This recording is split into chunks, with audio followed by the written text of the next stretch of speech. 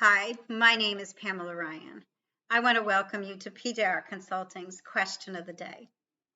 I designed this channel to provide a place where we could discuss pretty important information that people have questions about every day regarding job search. This may include questions about your resumes, how to build a resume, cover letters, LinkedIn profiles. Do I need a LinkedIn profile and a resume? Questions about my interview preparation. These are questions I speak with my client and my network about on a daily basis. And I thought that sharing them on YouTube may help you. But I do have two asks of each of you guys to help grow the community. And that's one, if you have questions that you'd like answered, could you message them to me? In the description below, you'll find links to my email and to my website, my social media sites. You can message me to any of those. I'll be able to pick up the question and build a resume response, a video response. Sorry about that. The second one is if you could subscribe to the channel below, and that will help grow our community. And real important, if you know of someone who could find value in these video responses, if you could share the video with them, that would be a great help. In the next week, I'll be sharing shorts. I really strategically designed the shorts into the releases. What I'm trying to do is optimize your time. So a shorts will point you to a longer video. If you need more detail than what the short is saying, you'll know where to go to find it. That's kind of the way I thought might be able to help optimize your time. Okay, so let's talk about what today's question is. It's really about the application tracking system, or more affectionately known as ATS, and your resume.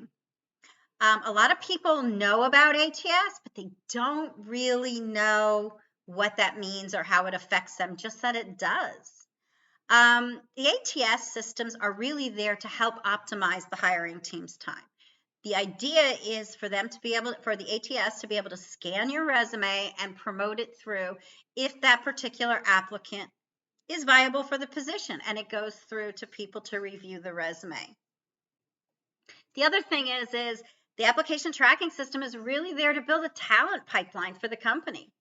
And then if they have another position that comes up, or one that they think you may be more valuable for, they can find you.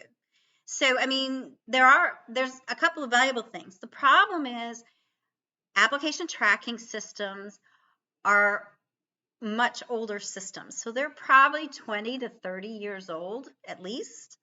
So we need to think about that. How does that affect your resume? So a lot of people in this digital world want to create these fantastic looking resumes. They want to include icons and lines and all this graphics, put on logos of the company, for example. How do I make it flashy? How do I catch the eye of the hiring team? We need to think about this. The application tracking systems are probably somewhere around 20, over 30 years old systems. So we need to understand that these systems are scanning your resumes and don't have the ability to manage for the most part. So if you're looking to hit all the systems, they don't have the ability to manage all the graphics that you're thinking of, that you want to include. So we need to think of a more simplistic format. An application tracking system is going to eliminate, probably without your knowledge, a resume that it can't read. In some situations, if you send it a format that it doesn't understand, it could rebuild your resume maybe in the wrong order, or just reject it. For example, there are many ATS systems that actually misread a PDF format. A lot of people will use a PDF format, unknowingly submitting it, and then just assuming that it's understood on the other side when they submit it. PDF is not always the best format to submit in. So we need to explore that. I'd like to interject here. Word is actually the best to apply in. Word is actually the closest format to a text format. It is readable by 100% of the ATS systems. And so that is something that is very important for you to understand. When you're applying and you're doing a lot of applying, you want to make sure the format you're using is readable by 100% or as many as 100% of the systems, as opposed to worrying that you have to make all the changes. Okay, so what do we want to capture here? What do we want to think about here? Do not use graphics, lines, logos, for example, symbols, the little icons that have a phone, the little icons for email. You don't want those on there. A lot of people like to separate the sections in their resume with a line. Use a blank line. With an actual line, I'm referring to.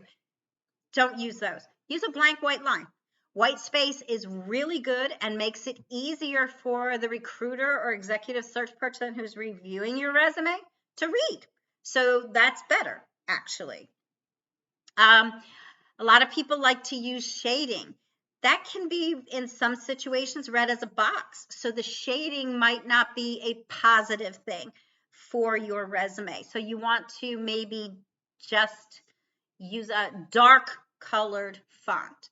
So let's talk about fonts, for example. You want to stick to the basic fonts. A lot of people I've just talked to with clients, I've talked to them, they want to use, more of a marketing or a creative font.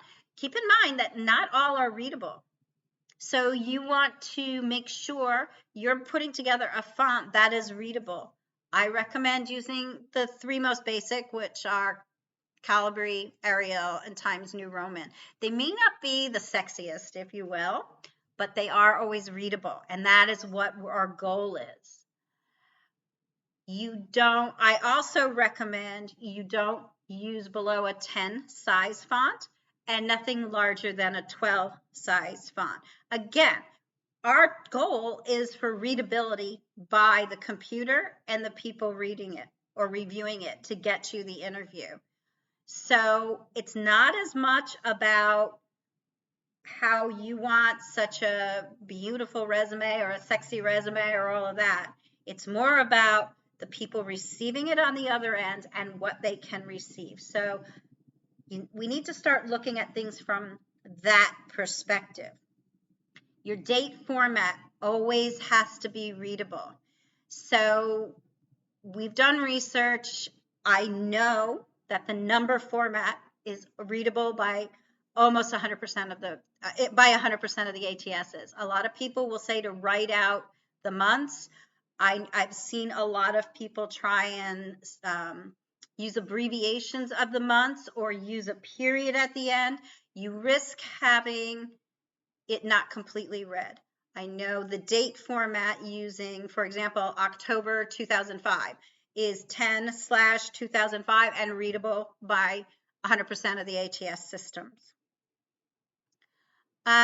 When you're writing your resume, you want to qualify things. You want to use numbers. So it is important to use them, but be cautious if you use too many that could be overwhelming for the system to read and may not be able to distinguish between the numbers. So for example, a lot of people will say, I did this from 0 to 100%. Okay, that is really good and you did it really good. But maybe we need to reword that, really focusing on the 100%. Because what happens if the system only reads 0? Then you have a problem.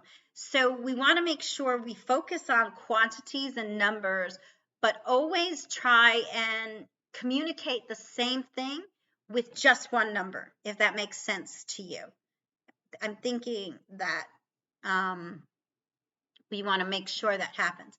And another thing I just want to close on is complete all fields in an application. That is really important to do. You want to make sure that everything has an answer, if you will. Thank you and have a great day. And please, hit the subscribe button and share the video. Thanks.